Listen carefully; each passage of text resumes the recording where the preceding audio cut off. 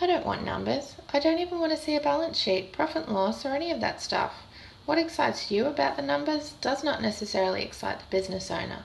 What excites the business owner is what those numbers can do.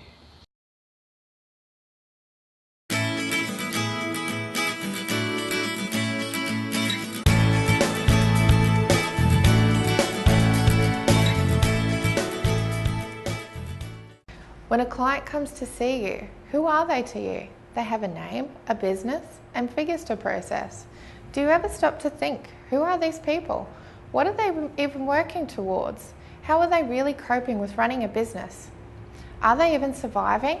Are their figures reflecting their goals? Do they even have any goals? How much do we know and care about the figures? Do we want to know about the balance sheet or the profit and loss?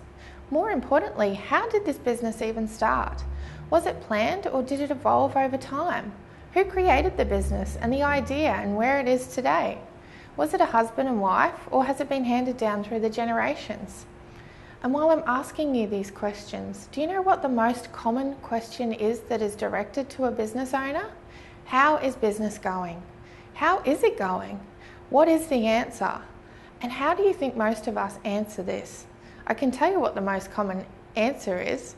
Good. Business is good. It's busy, and busy is good, isn't it? But behind all the good, whether it's good figures, great figures, expanding staff and workshops to cater for growth, I can guarantee that regardless of how good or not so good everything is, there is a tired, confused, frustrated business owner screaming for help. Whether it be with budgeting, sales and marketing, systems, procedures, a gentle steer in the right direction, or even a pat on the back to know that we're on the right path. Whatever it may be, we generally all need help. Even if the business is succeeding, there is always room for improvement and always ways to do it better. Which is why your role is so important at any stage in business. Ask yourself, as their accountant, what role are you even playing? Put yourself in our shoes. Do you even know what it's like to be a business owner?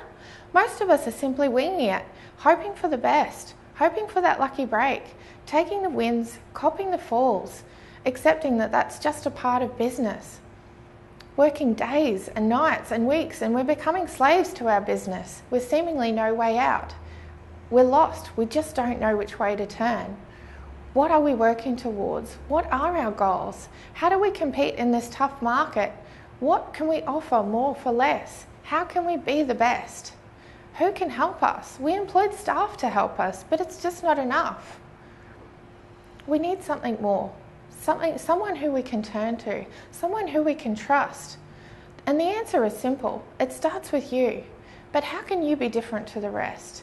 What more can you offer to us as business owners? I can tell you from my experience here at Shepherd and Dudley that they've got it worked out. Partnered with Trevor, Frank and his highly skilled team of accountants have invested into our business.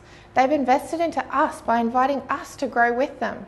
It's a win-win situation and it's great. So think about your business. What kind of accounting firm are you? We know there are many types of fast food stores, hairdressers, motor mechanics, and we all receive something different from each and every one of them. But have you ever stopped to think, how different can an accounting firm be from the next? What do we all love in business? We love happy clients. And what do happy clients do? They tell their friends, their families, their aunties, their uncles. So what am I going to do? I'm going to introduce a friend of mine to Frank because I know that their accountant isn't giving them what I'm receiving. So when they leave their accounting firm to change over, what do you think their accounting firm will think? We've just lost Sarah. It must be the downturn. She's gone somewhere cheaper. Not once will they ask themselves, was it us? Could we have done something different to keep Sarah? Could we have helped to turn her struggling business around and in turn kept her business? Did we speak to her the way that she wants to be spoken to? But just like that, Sarah's gone and let go. If it's just a matter of picking up some files and transferring them to another firm, it's too easy. I bet you've literally helped them out the door, shook their hand and wished them well. If all you're doing is just the numbers, then the switch is easy, out of here and into there. As you know, Frank has arranged for Trevor to come into our business, and from the outside he can see so clearly what's letting us down, what's not letting us grow to great heights, and we quite possibly knew this, but we just needed to be told. Sometimes you do need external help, and that's okay. Nobody has ever made it on their own. So what role can you play with your clients? Will you be the one handing over the files and wishing them well? Or will you build such a relationship on a personal level, invest interest and invest into them as a business and what they're trying to achieve, that even a divorce sounds easier than leaving your firm? Remember, there is a sea of sameness. You may think you're the best out there, but truth be known, you're probably not.